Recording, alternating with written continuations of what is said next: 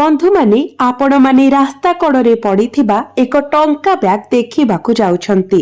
प्रकृत रे आपणक जीवन विषय एक प्रकाश पाइबाकू जाउछि जहा आपण पूर्वरु केबे सुनी नाहंती। सत कहिबाकू गले एही सूचना एते आश्चर्यजनक जे आपण संपूर्ण कहानी सुनिबा पर्यंत मनर शांति पाइबे नाही। तेणु आउ विलंब न करी आसंतु सीधा सड़क सेही विषय को जीवा जहा आपणंकु चिंतित करुछि। आगामी दिन रे आपणंक जीवन रे एक घटना घटिबाकू जाउछि जहा सीधा सड़क रास्ता सहित जड़ित।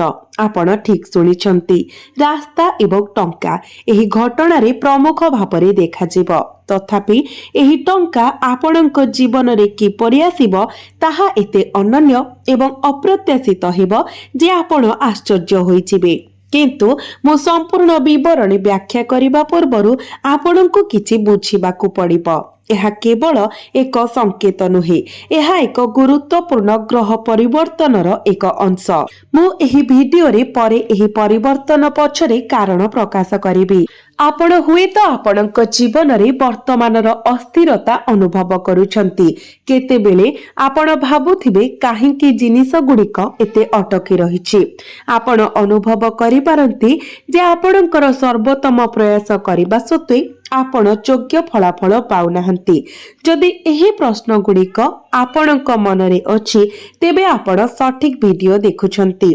आज मु एही द्वंद्वर मूल कारण प्रकाश करिबी एवं आपणक जीवन रे हठात परिवर्तनर सेही मुहूर्त केबे आसीबो ताहा मध्य कहिबी। तथापि सबुठारु गुरुत्वपूर्ण अंश आसीबाको बाकी अछि एवं मु चाहूछि जे आपण एहाको भल भाबरे बुझंतु, कारण आपण जे सूचना पाइबाको जाउछंती ताहा केवल भाग्य ठारु अधिक। एथिरे एक लुकायित चेतावनी अछि। एही चेतावनी को अणदेखा करिबा आपणक पई महंगा साब्यस्त होई पारे। तेणु वीडियो को शेष पर्यंत देखंतु। प्रत्येक अंश परस्पर सहित जड़ित एवं मझी रास्तारे अटकी जिबा द्वारा आपणक पई विशेष भाबरे उद्दिष्ट सबुठारु गुरुत्वपूर्ण बिंदु को हराई पारे। जदि आपण एते दूर देखिछंती तेबे दया करी कमेंट बॉक्स रे जय श्री गणेश लेखंतु। जो माने आरंभरु सेमानंकर भक्ति प्रकाश करंती सेमानंक पई ग्रह मानंकर प्रभाव बहुत अधिक सकारात्मक भाବରେ काम करे। तो एबे आसंतु मु भिडियोर आरंभ रे उल्लेख करिथिबा मुख्य घटना विषय आलोचना करिबा। आगामी दिन रे एही राशिर व्यक्ति विशेषक जीवन रे रास्ता सहित जड़ित एक घटना घटिबो। एही घटना दिनर जेकोसी साधारण समय घटी पारे, किंतु संध्या हेबा परे एहार प्रकृत प्रभाव स्पष्ट हेबो। चलिबा किंबा यात्रा करिबा समय आपण हठात एपरि किछि देखिबे जहा आपणकर दृष्टि आकर्षण करे। प्रथमे एहा एक साधारण वस्तु परि मने होई पारे, किंतु जेतेबेले आपण निकटतर हेबे आपण अनुभव करिबे जे एहा साधारण नोहे। मु एठारे किछि समय पई अटकी जिबाको चाहूछि, एक प्रकार बाधा, कारण मु आगो को बढ़िबा पूर्वरु आपणक पई एहा बुझिबा अत्यंत गुरुत्वपूर्ण जे एही घटना एकाकी नोहे। आपणक जीवन रे अन्य दुईटी परिवर्तन एहा सहित जड़ित। गोटिए आपणक क्यारियर सहित जड़ित एवं अन्यटी एक घनिष्ठ संपर्क सहित जड़ित। तीनोटी गभीर भाବରେ परस्पर सहित जड़ित एक संयोग जहा मु एही वीडियो परे विस्तार भाବରେ वर्णना करिबी। किंतु प्रथमे मु आपणक पई रास्ता सहित जड़ित घटनार संपूर्ण चित्र आंकिबाकू दिए। जेतेबेले आपण आपणक आखि को आकर्षित करिथिबा वस्तु पाखकू जानती सेतेबेले आपणक मन को आसुथिबा प्रथम चिंता हेबो मु कोन करिबा उचित, मु एहाकू उठाइबा उचित ना नाही।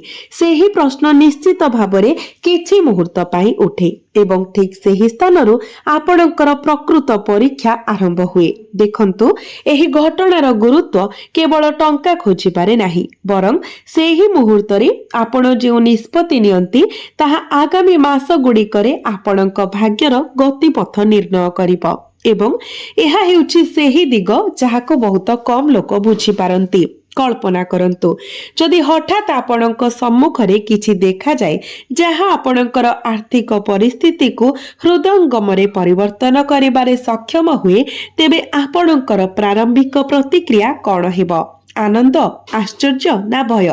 ସତ୍ୟ ହେଉଛି ଅଧିକାଂଶ ଲୋକ ଏପରି ପରିସ୍ଥିତିରେ ଭୁଲ ନିଷ୍ପତ୍ତି ନିଅନ୍ତି, କାରଣ ସେହି ମୁହୂର୍ତ୍ତଟି ଏତେ ହଠାତ୍ ଏବଂ ଭାବପ୍ରବଣ ହୋଇଯାଏ ଯେ ଯୁକ୍ତିଯୁକ୍ତ ଚିନ୍ତାଧାରା କାର୍ଯ୍ୟ କରିବା ବନ୍ଦ କରିଦିଏ।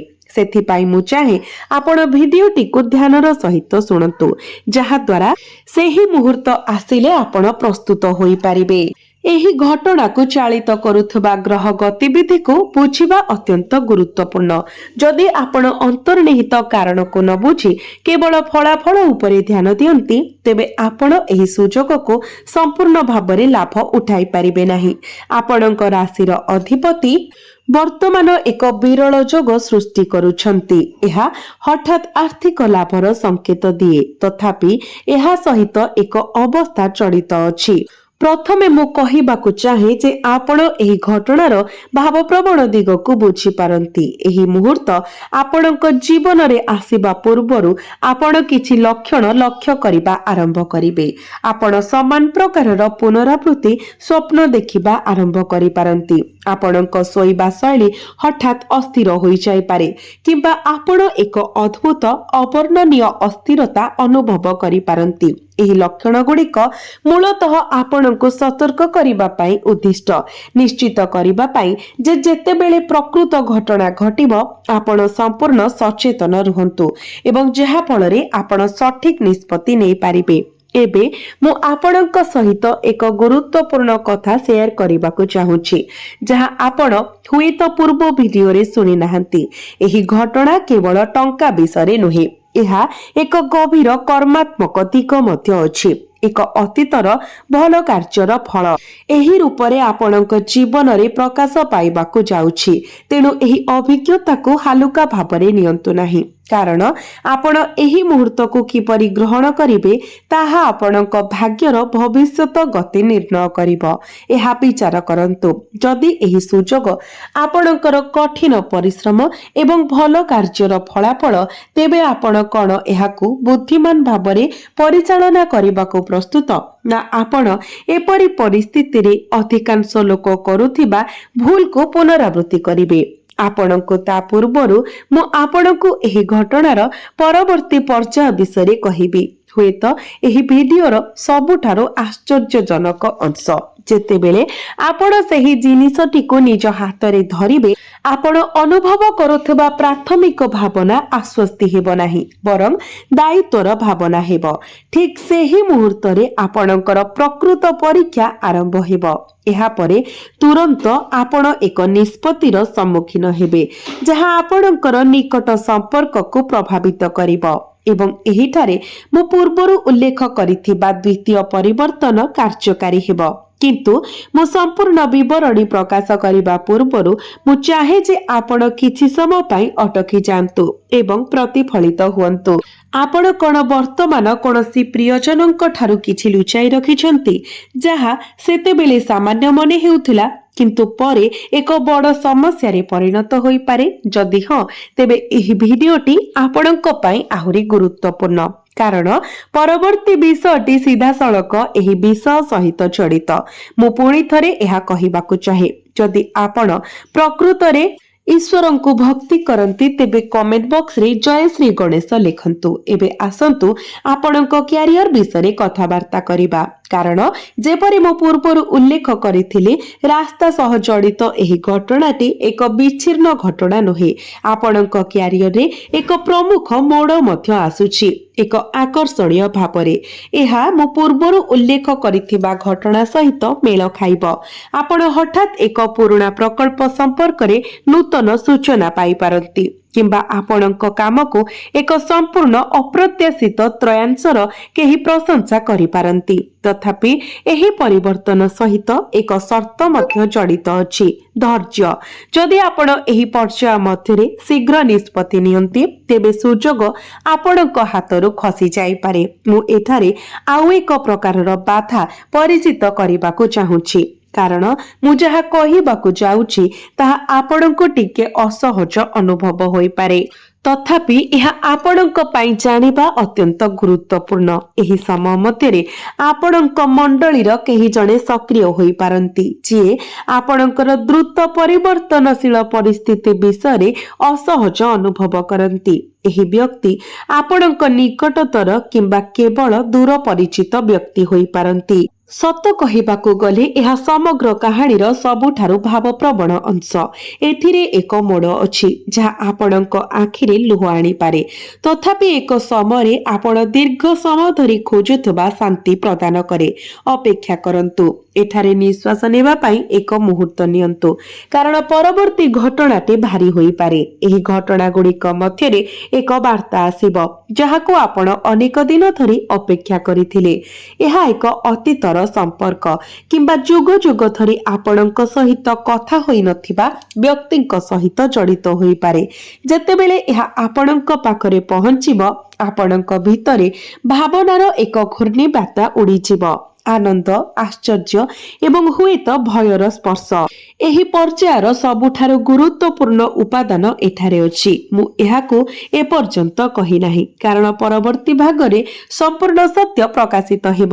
କେବଳ ଏହା ବୁଝନ୍ତୁ, ଆପଣ ଏପର୍ଯ୍ୟନ୍ତ ଯାହା ଶୁଣିଛନ୍ତି ତାହା କେବଳ ଆରମ୍ଭ। ପ୍ରକୃତ ମୋଡ଼ ଏପର୍ଯ୍ୟନ୍ତ ଆସିବାକୁ ବାକି ଅଛି ଏବଂ ଏହା ଆପଣଙ୍କ କଳ୍ପନା ଠାରୁ ବହୁତ ଗଭୀର।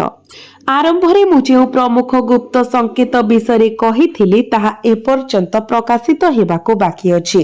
ଯେତେବେଳେ ଏହା ସାମ୍ନାକୁ ଆସିବ, ଆପଣ ଜାଣିପାରିବେ ଯେ ଏହି ସମ୍ପୂର୍ଣ୍ଣ ଘଟଣା କେବଳ ଏକ ସଂଯୋଗ ନୁହେଁ, ବରଂ ଆପଣଙ୍କ ଜୀବନର ଏକ ଗୁରୁତ୍ୱପୂର୍ଣ୍ଣ ଅଧ୍ୟାୟର ଆରମ୍ଭ। ତେଣୁ ଆସନ୍ତୁ ଆମେ ସେହି ଗୁରୁତ୍ୱପୂର୍ଣ୍ଣ ଅଧ୍ୟାୟର ଆଡ଼କୁ ଯିବା ଯାହା ସନ୍ଧ୍ୟା ସମୟ ସହିତ ସିଧାସଳଖ ଜଡ଼ିତ।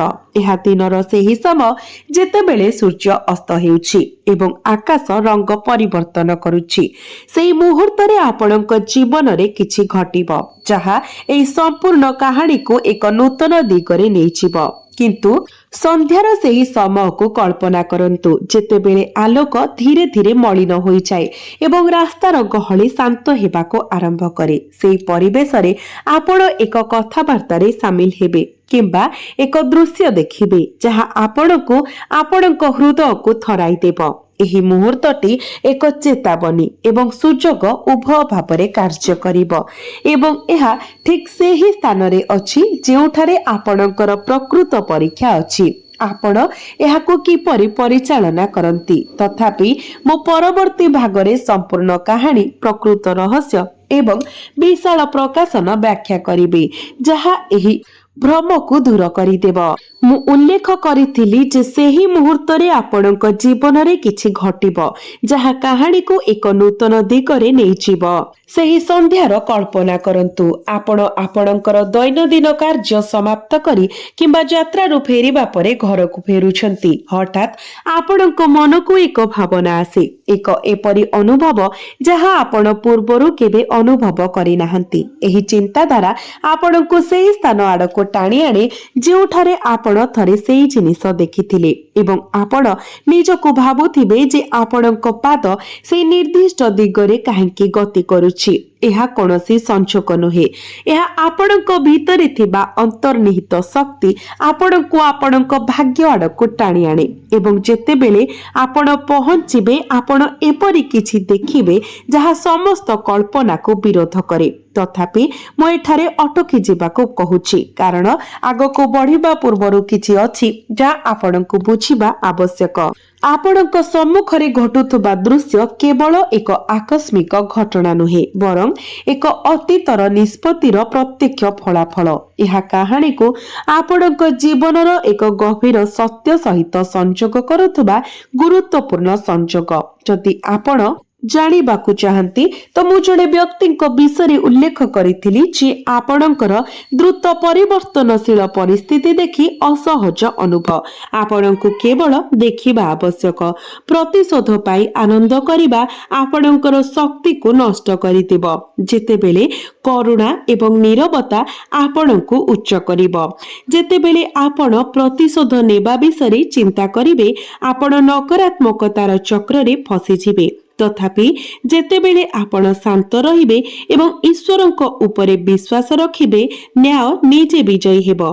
एक नूतन आरंभ एबे दिगंतरे जणे पुरुणा बंधु किंबा जणे नूतन व्यक्ति आपणଙ୍କ जीवनरे प्रवेश करि पारंती जे कम कथा कुहंती किंतु सच्चोट कौनसी परिहासहीन आपण सेमानଙ୍କ उपस्थिति रे आराम अनुभव करिबे। सेमानଙ୍କୁ चिन्हिबा आपणଙ୍କର ନିଜସ୍ୱ सचेतनता उपरे निर्भर करिबो। आपणଙ୍କୁ भिडर आवश्यकता नाही, आपणଙ୍କୁ ठीक लोकंकर आवश्यकता अछि। ठीक लोक हेउछन्ति सेमाने जेउमाने आपणଙ୍କର खुशी रे आनंद करंती, आपणଙ୍କର दुख रे आपणଙ୍କ सहित ठिया हुअंती एवं आपणଙ୍କର प्रगति को ईर्षा करंती नाही। एपरि लोक विरल, किंतु सेमानଙ୍କୁ भेटी आपणଙ୍କର जीवन को परिवर्तन करे। आज राति रे सोइबा पूर्वरु आपणଙ୍କର आखि बंद करंतु, हाथ जोड़ंतु एवं प्रार्थना करंतु। हे प्रभु, आम पई जहा सर्वोत्तम ताहा कर। आम शत्रु मानकर छलनारु आमको रक्षा कर, आम घर को शांति आण, आम मनरु भय दूर कर। एवं द्वितीय प्रार्थना हेउची मते भयरु मुक्त कर। मो परमेश्वरंकर सुरक्षा रे अछि, जाहा हेबो मो पई ताहा भल हेबो। एही दुईटी प्रार्थना को 3 थर पुनरावृत्ति करंतु, तापरे नीरवरे बसी जांतु। आपणकर स्वप्न परिवर्तन हेबा आरंभ करिबो। आपणकर मन हालुका अनुभव हेबो एवं आभ्यंतरीण चिंता धीरे धीरे क्षीण होई जिवो। प्रार्थना मन को शांत करे एवं केवल एक शांत मन सठिक निष्पत्ति नहीं पारिबो। बंधु माने परवर्ती 4 दिन निर्णायक। प्रथम दिन रे एक संकेत देखा देबो, द्वितीय दिन रे एक गुरुत्वपूर्ण आलोचना हेबो, तृतीय दिन रे एक परीक्षा हेबो, चतुर्थ दिन रे स्पष्टता हासिल हेबो। आपनकु केवल 3टी जिनिस मने रखिबाको पड़िबो, नीरवता, धैर्य एवं सत्य। नीरवता कारण अनावश्यक कथाबार्ता शक्ति नष्ट करे, धैर्य कारण भल समय आसीबाको समय लागे एवं सत्य कारण मिछ केबे स्थायी नुहे। आपण बहुत अपमान सह्य करिसंती, एबे सम्मानर समय। आपण अभावर सम्मुखीन होइछंती, एबे प्रचुरतार समय। आपण अनेक लुह ढालिछंती, एबे हसिबार समय। तथापि सेही हस केवल सेतेबेले रहिबो जदि आपण एही चेतावनी गुडी को गंभीरतार सहित ग्रहण करंती।